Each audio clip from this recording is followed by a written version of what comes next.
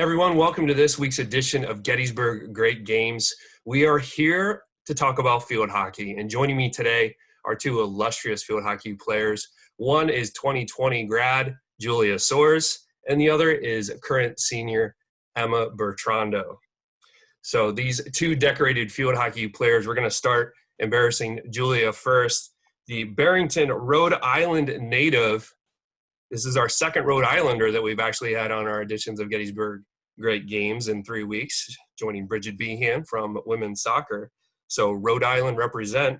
Julie was a three-time All-Centennial Conference selection and was an All-Region selection in 2018 when she was also the Centennial Conference Scholar Athlete of the Year.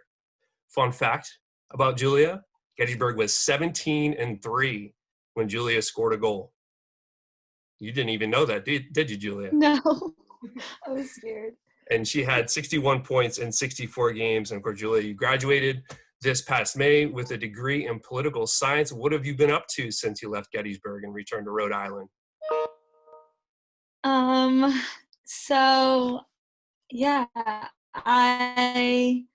have been back home and I just started a job as a legal assistant, but I'm studying for the LSAT too. So the plan is eventually going to law school, but I am getting a little bit of field hockey still actually by being the assistant coach at my old high school. So they're having a season, everyone's in masks and everything, but I was really lucky that that's still going on. So I'm able to still experience that, but yeah. That is awesome. I know Coach Jordan loves to see her former players go on into coaching roles themselves. And I know you learned a lot from Coach Barb as well. So hopefully you're applying those every day with your athletes. And of course, we have Emma Bertrando. Emma from Westchester, Pennsylvania, although you're hanging out with your grandparents in South Carolina this week. Three-time All-Centennial Conference, so every year you've been a member of the Centennial Conference team. You're coming off an all-region season as well after scoring 27 points on 11 goals and 5 assists last season. 53 points in 52 career games, and I have to bust out this fact, Emma, is that you've actually got a Centennial Conference title to your credit. Your freshman year, you played with the basketball team and got to experience the championship fever, beating Haverford in Bream Gym. So, Emma, I just want to ask you, obviously things have kind of changed at the start of this fall semester. So, what's been your reaction to everything? How are you dealing with everything? Yeah, so obviously no one wants to hear that their senior season is being canceled, but not going to say I saw it coming, but it was definitely expected just because things weren't looking great.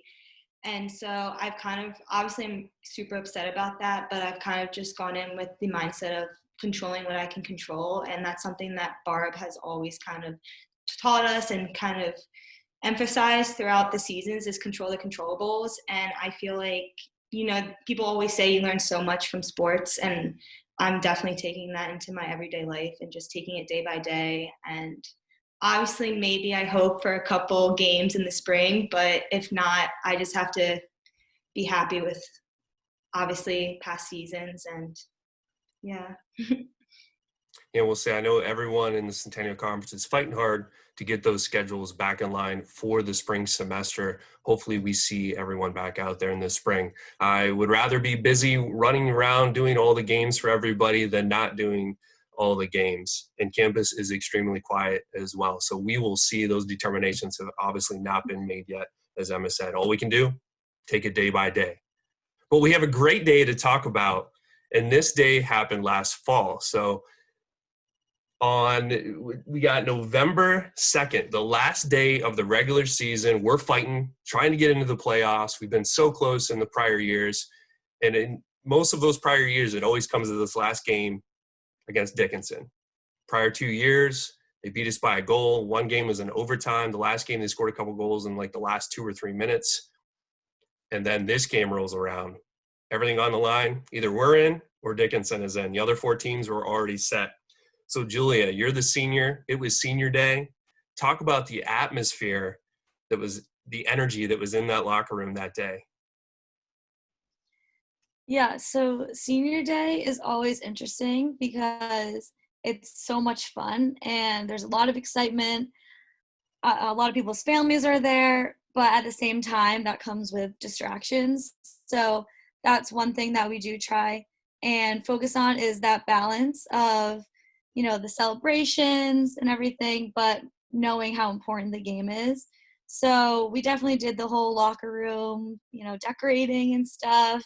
And actually on this specific day, football was before us too. So that was stressful because we had to wait to go on the field, and then we had to do the senior day stuff.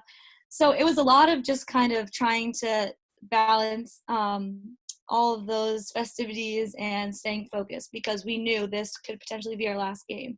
So making sure everyone was focused and kind of knew what was on stake. That was kind of what was at least going through my head, and I think the rest of the team too. Yeah, that was a very busy day for all of us out there at Shirk Field at Musselman Stadium. So Emma, obviously you're going into this. You played in the prior 2 games against Dickinson as well, those 1-goal losses. What was the team's game plan going into this, and how good did it feel to jump out with that early goal that you scored? Yeah, so obviously, as Julia said, it was senior night. So as underclassmen, non-seniors, we try to always stress the importance of playing for our seniors in that game, because they just have done, and especially this last group, like they did so much for us, and I became so close to them that us as juniors were really trying to emphasize that to all the underclassmen, like, let's go out, let's play for them. Like, they've never made it to the conference playoffs. There was a goal that was set in the beginning of the season. So I think with that in mind, and then also just the fact that, like you said, they beat us twice and were able to play on in the playoffs, and we kind of were sitting at home, like that stings a little bit. So I think that was kind of in the back of all of our minds, and that was honestly the game plan, is just go out there, play as hard as you possibly can, and leave everything on the field, because you never know, that could have been our last game. And just going back to the goal, I think it's so important to score first, because it's a huge momentum changer. So obviously when I scored that goal, it was excitement, but it's also like, okay, we have work to do still. Like, 1 goal is not going to do anything. And especially from the last game against Dickinson the year prior, when we lost in the last 2 minutes, like, you're never up by enough. So it was excitement, but also, all right, let's go. Like, we can do this. And of course, Dickinson, as usual in these games, came back to tie before halftime. 3rd quarter was scoreless, and then early in the 4th quarter, who steps into the fray? Julia Soares. Julia. So talk about that second goal that we scored. You scored in front of the cage in kind of a loose ball situation. And did you guys feel comfortable with that 2-1 edge at that point? I mean, obviously, no, just like you said, given our history, we knew that being ahead is obviously great position to be in, but sometimes it can kind of make things harder because you start to get comfortable. So it was nice that we had that lead, but I think then becomes a difficulty of keeping up the same intensity, because obviously Dickinson, same things on the line for them, so they were going to be there. So it was exciting, but I definitely had a feeling like it wasn't over, and then it turned out that it wasn't. So, but yeah, it was. I still don't know how I got the ball, and I don't really know where it was, but I'm glad it happened. We did have a chance to watch the video to try to refresh our memories, and all you see is little Julia Soares in the middle of 3 bigger players, and she somehow manages to get her stick in there and put it into the cage. Again, it feels pretty good for Gettysburg. 16-3 going into that game when you scored a goal, of course, as well. So, Emma, naturally we go to overtime. Dickinson comes back. They tie it up. Early in overtime, they get a penalty stroke called on them. And then who's coming up to answer the call from the bench? Emma Bertrando. So, Emma, walk us through that penalty stroke. What were you thinking? Did you have a game plan when you were setting up and you saw the goalie in front of you? Yeah, so definitely. Honestly, the first thing that went through my head was the Franklin and Marshall game, because I actually missed a stroke in that game.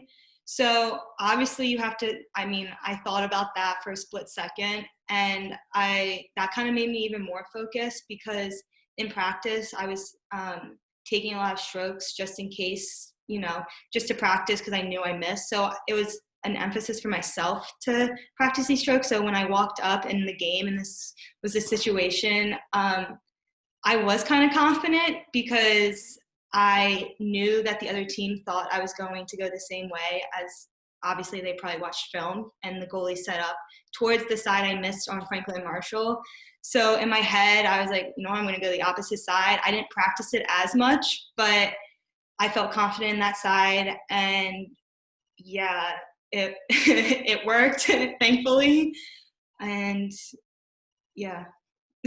Do you remember anything after that ball hit the back of the cage? Okay, so I remember it hitting the back of the cage, and then it goes dark for like 5 minutes. No, not 5 seconds. And then the next thing I know, like the whole team is just hugging at me, and I'm like, holy crap, like we're going to the playoffs. Like it was such an amazing feeling.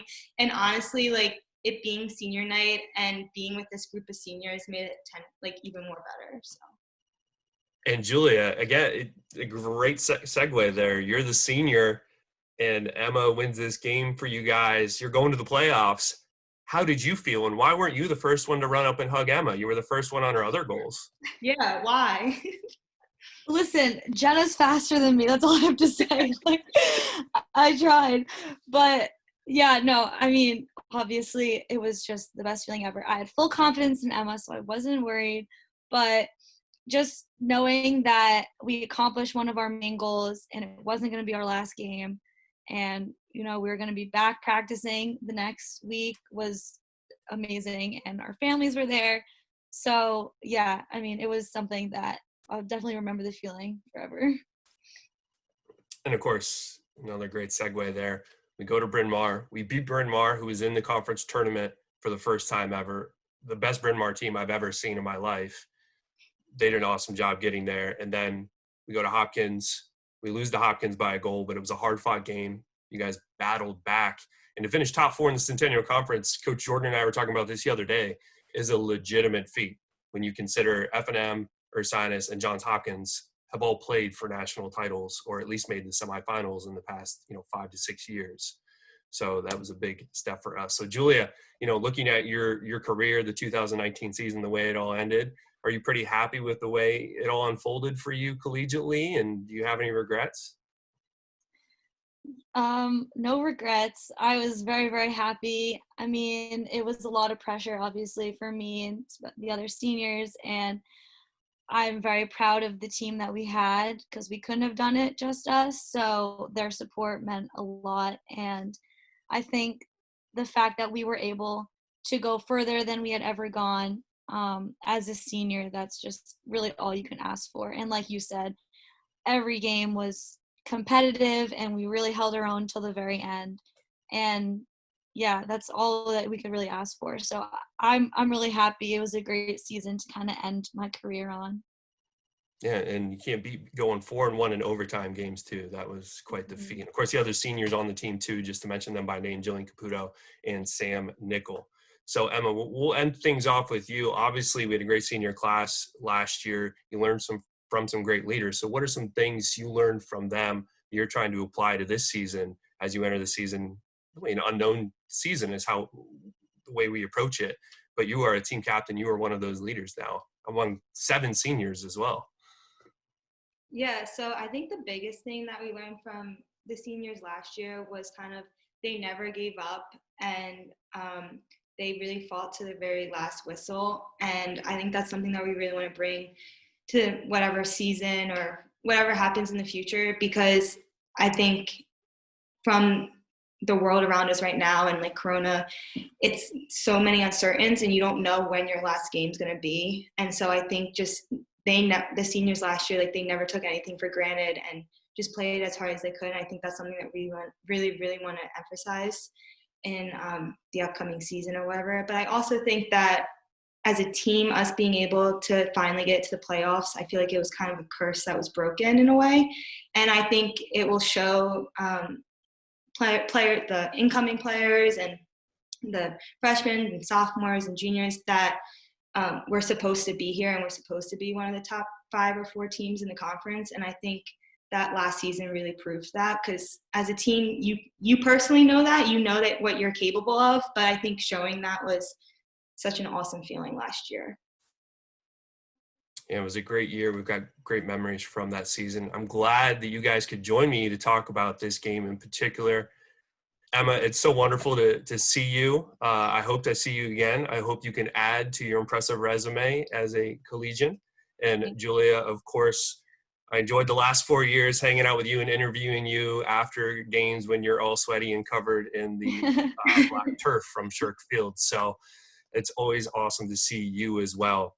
So again, this has been our latest edition of Gettysburg Great Games, hanging with the Bullets field hockey team, Julia Soares, class of 2020, and Emma Bertrando, class of 2021. I'm Corey Jewett, signing off until next time.